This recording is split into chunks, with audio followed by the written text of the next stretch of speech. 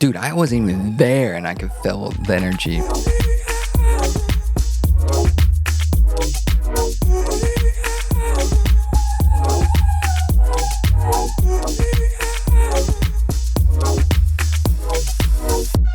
Welcome back to another episode of the Suga Crave Show.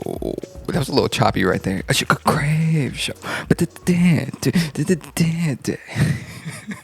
What's up, guys? Welcome back to another episode of the Suga Crave Show. God damn it, babe. Jesus Christ.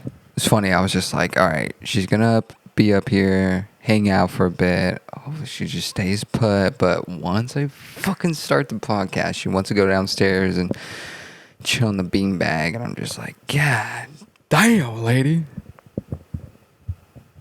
Anyways. Guys, fucking, thanks for checking out the videos and the whole shabam. I'm so out of it right now. It's fucking 3 o'clock. I'm ready for bedtime, guys. I go to bed. I try to go to bed so early now. It's just better for me. I'm less cranky. I'm less fucked up in the head.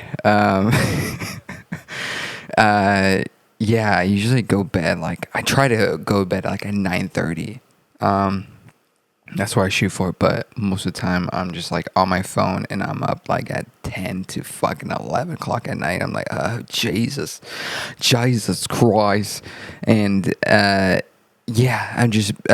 doing better at trying to convince myself to go to bed. I'm just like, all right, I need to go to bed because I need to accomplish A, B, and C when I get up, and then the rest of the day is gonna be better.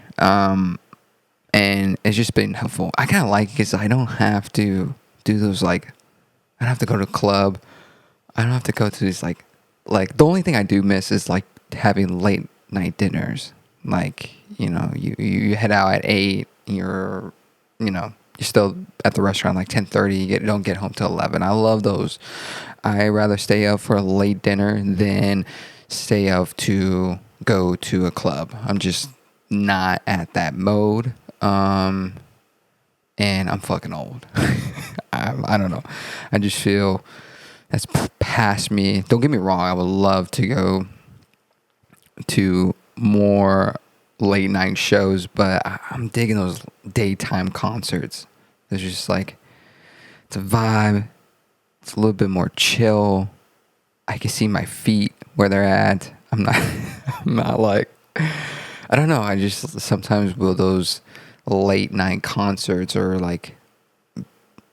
arena shows. Well, arena shows doesn't fucking matter. It could be fucking daytime. It'll still be dark as hell. But those outdoor theaters. But I do like the lighting show. Lighting shows are sick because you can't see shit during the daytime. But at least for DJ sets, I just love the VJ's design and little strobes and just all that creativeness of creating lights. And I was talking to a colleague of mine about how live shows are so important to visualize as an upcoming artist, because you get so much inspiration from it. You're just man, one day, hopefully I get to that point where I have a whole set, a whole production behind me.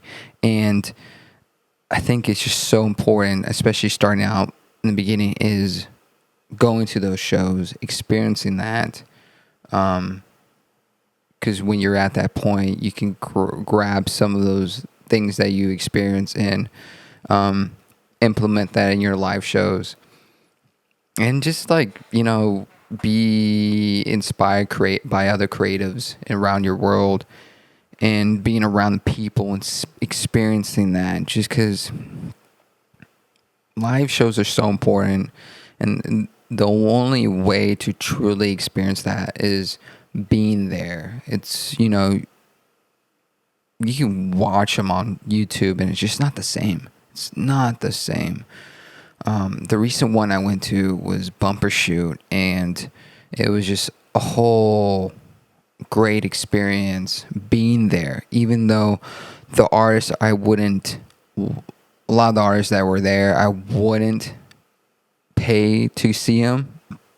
I know it sounds fucked up, but they're just not my, how you say, cup of tea. I just, they're not. I just don't listen to them as much, and I'm very picky when it comes to like live events that I go to. But being there and experiencing their concert, I was just like, especially a lineup like that, where it's like so there's a variety of different artists. It was amazing, and I probably would have not dive into their music further unless I went to see him live. And yeah, it was just like, it was a whole game changer of that. And that's why my colleague and I were just talking about how the difference from listening to their music compared to watching them live. And we were talking about how some of the artists that we went to go see live, they didn't have,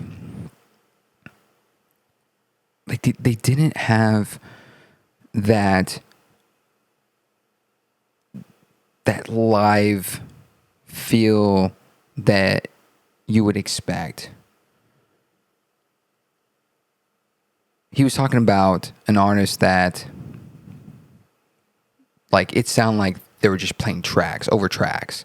And it's very common when it comes to, like, some of these electronic bands. They have these backing tracks, whether it's, like, synths that, you know, they just don't have it on, that they can't patch on the keyboard itself, or it's just too complicated, and so they just wanted to make it sound as close as the album. But him and I were talking about it like, well, if that's the case, might as well just fucking listen to the album instead of going to the live event. And I was thinking about it, I was just like, yeah, but it's still not the same, right? They can just play the exact same track. It happens a lot in the EDM world, right? DJs will just play that exact track that you hear in that, you know, in the radio or Spotify. But I think it's still a major difference from listening to your headphones to actually being there and experiencing the people around you. I think that's what's so special about the EDM world, is that it could do that for you. You could listen to the exact same track, but the difference is from seeing it live to, listen to your headphones is night and day. Just because of the visuals and all that. I think that's why it's so important for, people to have a showcase or just a performance for their music, is that. So it just doesn't seem so, like, less entertaining. And that's why I just, I look up to a lot of artists that can entertain. Prince was one of them. Madonna was one of them. If you want to go to the EDM world, I think Skrillex is one of them, just because it's just his music and how he interacts with the crowd itself. Who else I'm thinking? Like, maybe for me, I like Major Lazer. Major Lazer just has that music is very interactive, and it's great when you have a group like that that's interactive, that's very performing. They got, dancers and all that, and they have a crazy, fucking pyro technical setup, and their VJ and LED wall is just insane. The lighting system is insane. So it's just one of those things that is it's a game changer as an upcoming artist to go see that, to get inspired, to be like, hey, like, that eventually will be me. And I'll grab that inspiration and do it my own way. Doesn't have to be the exact same way as them. Just, create your own style if that's the way you want to go. And it is, there's so many different ways to perform live. The pandemic just like showcased like so many of that. Like if live concerts were taken away from us, what would you what would you do? What was your way of entertain your audience? And a lot of people were doing live stream performances. A lot of DJs were like DJing in their house. And I think that's what made that movement of those random locations of DJing is the pandemic. I think the pandemic created a great movement, especially in the DJ world. You see it in the boiler room. You see it in these like random pop-up sets. Is that they're in the most random locations, and I think that started during the pandemic, where like DJs were just like fucking DJing, Mount Everest or something like that, or in the laundry room, and I think that was such a great impact, especially in the DJ world.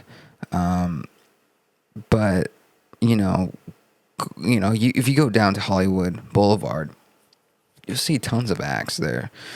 It's some great, a lot of them are not. It's kind of sad when you go to Hollywood Boulevard. It's funny to see foreigners or anybody that's traveling and want to see Hollywood. It's like, and they choose to, go to Hollywood Boulevard, and you're like, dude, that is a place that you do not want to go. If you want to, feel, better about yourself, maybe. Because it's just like these poor bastards, man. It's just Hollywood Boulevard, getting dirty ass costumes, Spider-Man, guy playing fucking the drums with Home Depot buckets. It's just like, you're like, oh man, dude. Hopefully, I always give a little prayer to them. Lord, for everybody, make it. Hope you make it. But you just never know. You fucking never know. That's what's so great about this whole entertainment world. Like, it just takes that one video to blow your ass up, and then you just gotta, use that fire and keep going. So I think that is another skill to have, is seeing that, once you trial and create somewhat of a brand for you. And I think that's what live events, live showcases, live concerts do, is it shows a brand of yourself. And as a starting artist that performs live, I think that's really important, is starting a brand, starting a way that you perform. That would help so much too, because then at least of a promoter, a concert promoter can be like, okay, this is kind of your brand, you would fit better on this stage. And perfect example is Lady Gaga. Lady Gaga had a certain brand that she had for her live events, and she was dressed up in these costumes, and she was super talented. It's nuts how, like, you like, for her, she was like super talented, but then she had a brand. Like, it's just like a double whammy, which helped her so much. It's sad when you see people that are like super talented, but they have a just not so much of a marketable brand. It's almost very vanilla per se. And so, to me, I see that a lot when it comes to the EDM world. Jesus, I'm fucking just banging the shit out of things. yeah, like for me, that was the challenging part about it, just figuring out, okay, what's the brand I want to go for. Suga Brown, it's more of like my inspiration from R&B to EDM to like a little bit of soul, Spanish. And I'm still figuring it out. I'm still like testing certain things, and who do I want to be? Am I this person now? It's just like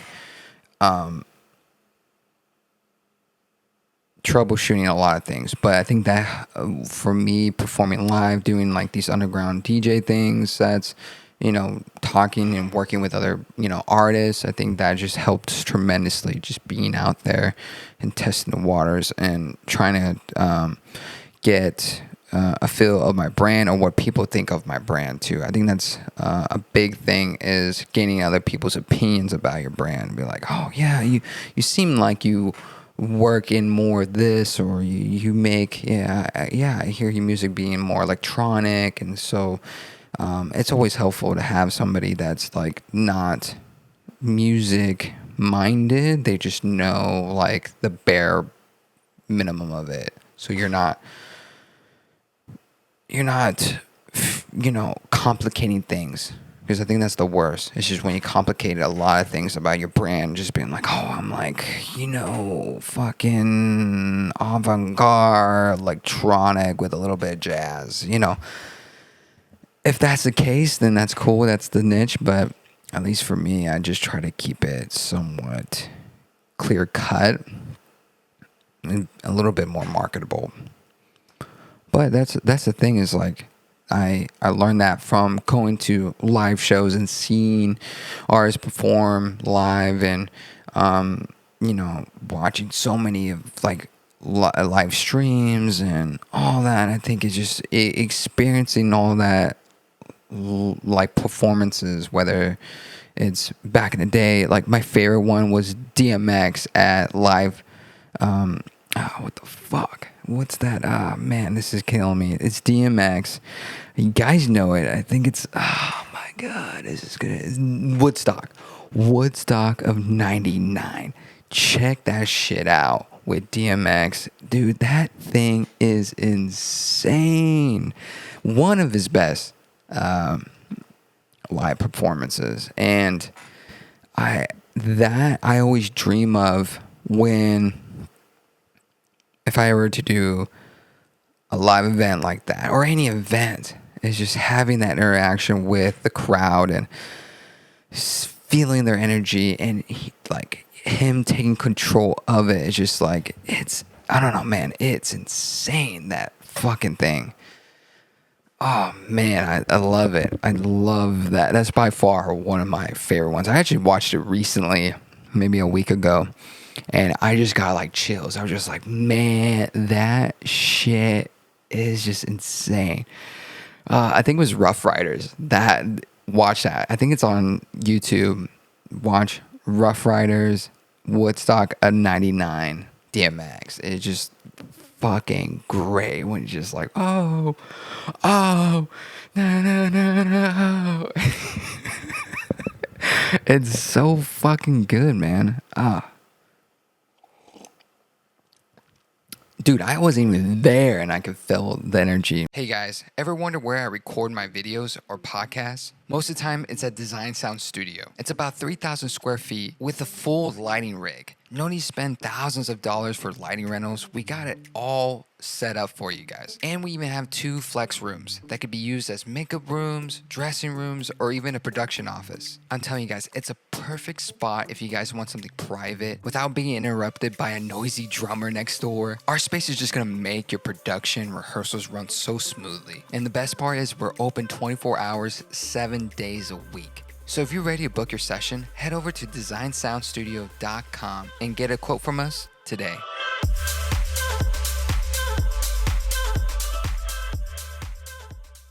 That's how you know it's good, when you see a video of a live performance. You're just like, fuck, man, if only I was there, how great would it have been? And yeah, I think that's the inspiration you get. Put in your music, put that grab that emotion and take it, for yourself and for your audience as well. I think that's a big thing as well, is like conveying that emotion between you and your audience. Like me watching that video of DMX, how emotional I got when he was commanding the audience. I think it's so, like, it just has you, your audience becomes addicted to you in a weird way. They look at you as like almost like a god figure, just because you got that power. The power is the fucking mic, your voice, the music that surrounds your voice, and the culture you set, the vibe you set, the fucking every energy out of you just exerts out and just splats all over your your audience. That's how I feel about that emotion behind your art. And I think it's, yeah, but it has to be true. I think that's the biggest thing, is like, you can, people say fake it till you make it, but I only think that only lasts just for a short while, till people start exposing you, or you even expose yourself. You become different within the next project. You hit one good thing, and then all of a sudden you start changing up your branding, the way that you talk, the way, what I mean, like, people can obviously see that. And I mean, don't get me wrong, there's characters. I think there's nothing wrong with that. People being different characters amongst themselves as different projects. I think that's kind of cool. Like, for instance, let's say you have an electronic project, but yet you kind of like, I want to do a side project of like acoustic jazz. I think that is fucking sick, because now you have different avenues. You just don't know which one will hit. Some people might like your original, some people like the alternative view, but at least you could be creative and be able to do whatever you want to do. And I think that's the goal. Being able to be, excuse me, fucking, like, we got like fucking acid reflux. But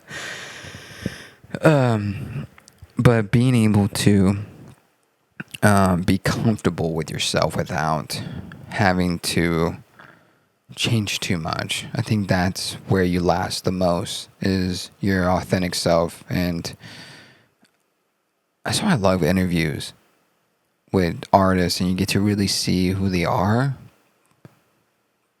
beyond the mic, especially when they talk about their production and their team behind them. I really love the breakdown with Billie Eilish, and she was like discussing about the ways that what was it? See, I'm like, where's that interview? I don't know, it was Variety.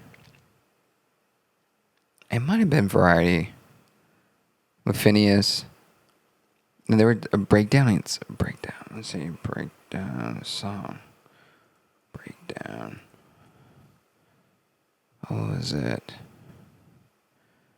It's that one song that recently came out. I'm gonna put meow meow meow meow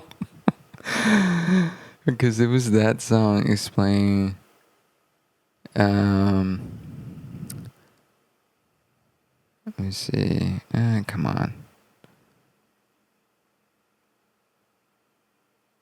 Let's see.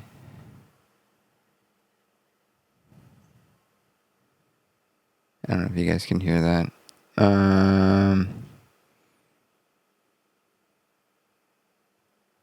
What was it? Oh, what was I made for? Yeah, that one that her and Phineas were creating in the studio, and it's just like I love how she was like giving the different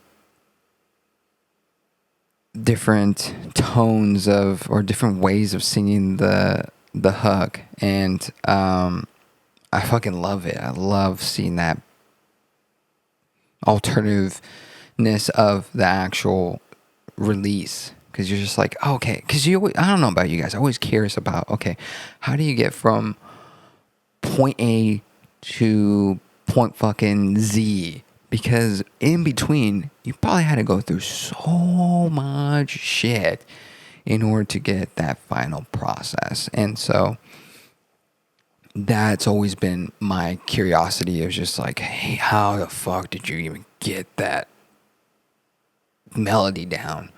Who created that melody? Who came up with that idea? What was the inspiration behind that melody? Was there something that you were going through that day? You know, I think that's my curiosity of artists, is like what took you to that point of creating something that beautiful or that emotional, that deep, that dark. Because I feel like a lot of us can relate, but we just don't know how to exert it out into a tangible thing, or an audible thing. And so that's why I love music, is that it gives that it gives somewhat of a result of something that's,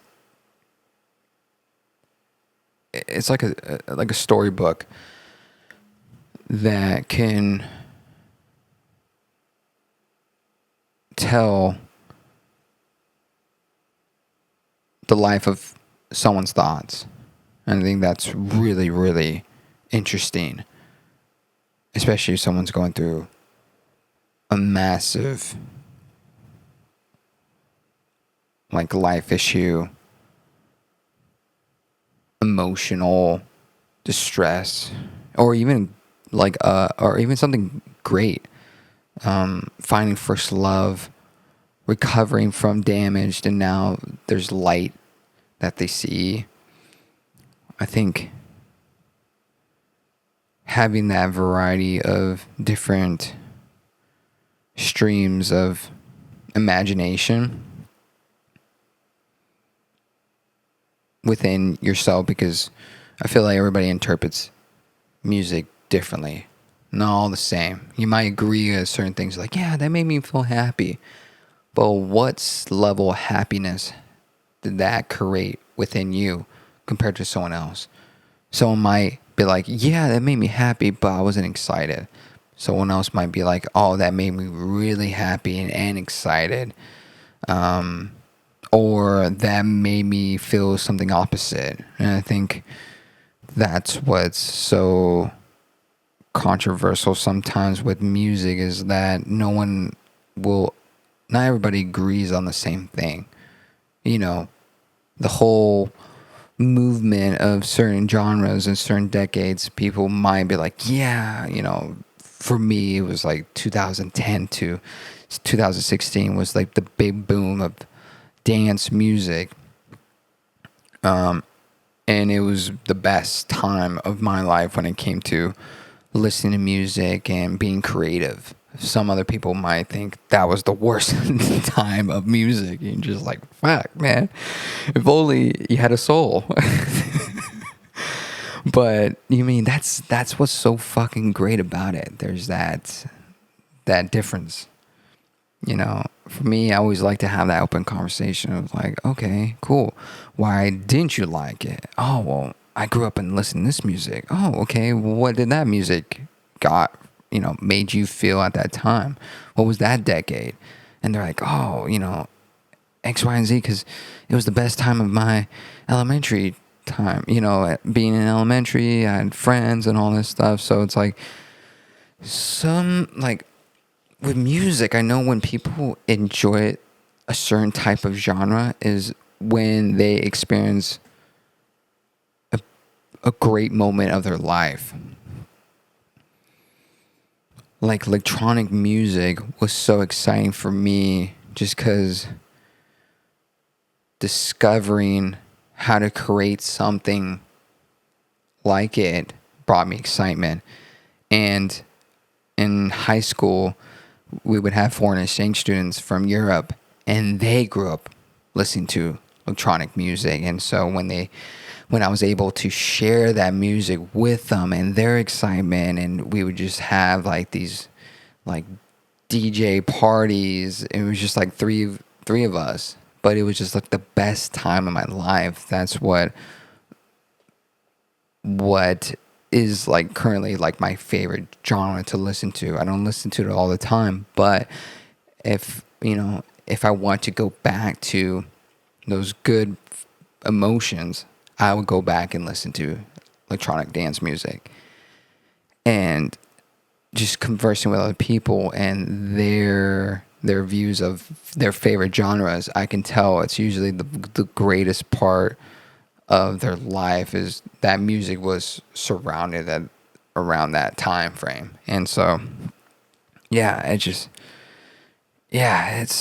great, man. Fucking music is just beautiful, and all I want to do is just kind of share it and someone be part of it, whether it's making it, or just breaking it down, or just interviewing with people that are deep within it and have that passion for it, and discovering new music as well. And yeah, guys, I'm just so blessed to be able to do that, and to be able to share, whether it's one other person or a million. I'm just happy to be in front of the camera and just being able to have that luxury to share my opinion and enjoy it with you guys as well. So that's gonna be it for today. I want to thank you guys so much for sticking around and listening to me babble all fucking day. And yeah, guys, I much appreciate it, like what I said before. And so before we go, like I always say, please subscribe to the channel on like Spotify, Audio Mac, pretty much everywhere, YouTube, Facebook, Instagram. Come check me out.